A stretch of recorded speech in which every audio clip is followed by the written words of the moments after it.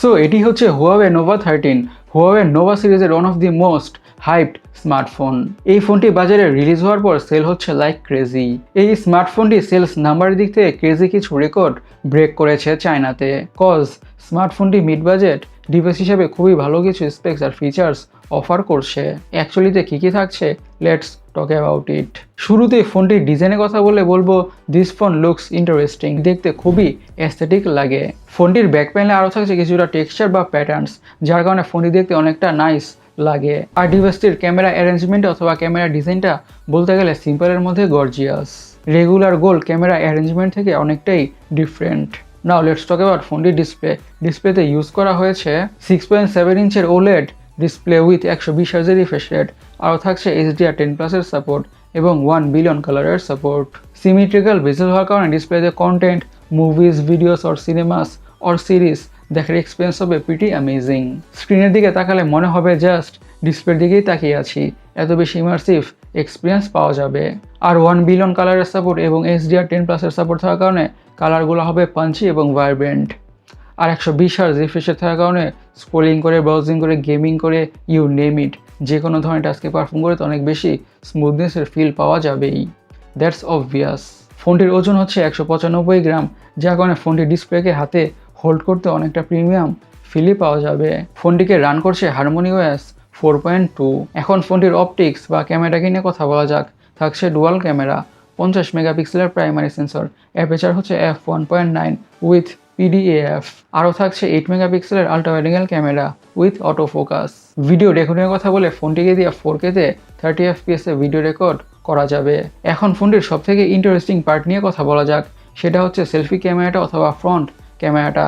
থাকছে ফ্রিকিং 60 মেগাপিক্সেলের selfie camera, yes 60 মেগাপিক্সেলের সেলফি ক্যামেরা।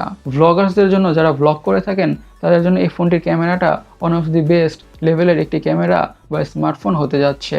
ফ্রন্ট ক্যামেরা দিয়ে লিটারেলি খুবই ভালো ভিডিওস রেকর্ড করা যাবে, অ্যামেজিং লেভেলের ট্রাভেল ভ্লগিং করা যাবে। ট্রাভেলার্সদের জন্য বেস্ট একটি ক্যামেরা স্মার্টফোন হতে যাচ্ছে। ফ্রন্ট ক্যামেরা দিয়েও 4K-তে 30 FPS-এ ভিডিও রেকর্ড করা যাবে। অ্যান্ড জাইরো গ্যাস তো থাকছেই। এখন ফোনটির হার্ট বা চিপসেটটাকে নিয়ে কথা বলা যাক। ইউজ করা হয়েছে কিরিন 8000। সিম্পলি বলতে গেলে পারফরমেন্সের দিক থেকে মিড বাজেট স্মার্টফোন হিসেবে এটি হতে যাচ্ছে বিস্ট।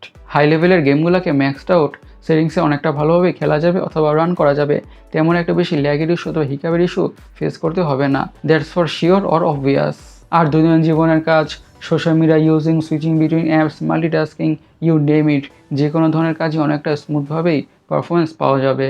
এই ফোনটির পারফরমেন্স থেকে কোনোভাবেই ডিসঅ্যাপয়েন্টেড হতে হবে না। আর হুয়াওয়ের স্মার্টফোনগুলোর পারফরমেন্স এমনিতেও অনেকটা বেটারই হয়ে থাকে। ফোনটিতে আরও থাকছে স্টিরিও স্পিকার্স। সিকিউরিটির কথা বলে ইউজ করা হয়েছে under display optical fingerprint sensor.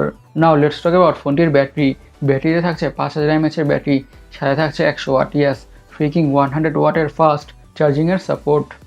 এই 5000 mAh-এর ব্যাটারি থেকে ফোনটাকে মিডিয়ামভাবে ইউজ করলে একদিনের ব্যাটারি ব্যাকআপ খুব ইজিলি পাওয়া যাবে।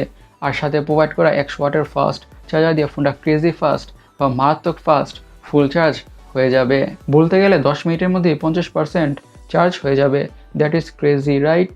ফোনের কালার ভেরিয়েন্টের কথা বলে গ্রিন, ব্ল্যাক, হোয়াইট, পার্পল এসব কালার ভেরিয়েন্টে পাওয়া যাবে। এখন ফোনটির দামটাকে নিয়ে অথবা প্রাইসটাকে নিয়ে কথা বলা যাক।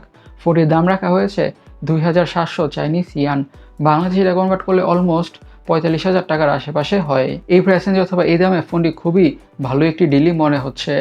গাইস, আপনাদের হুয়াওয়ে নোভা 13 স্মার্টফোনটি কেমন লেগেছে অবশ্যই কমেন্ট সেকশনে কমেন্ট করে জানাবেন। আর আমাদের আজকে ভিডিওটি এই পর্যন্তই। আমি সৈকত, সাইনিং আউট।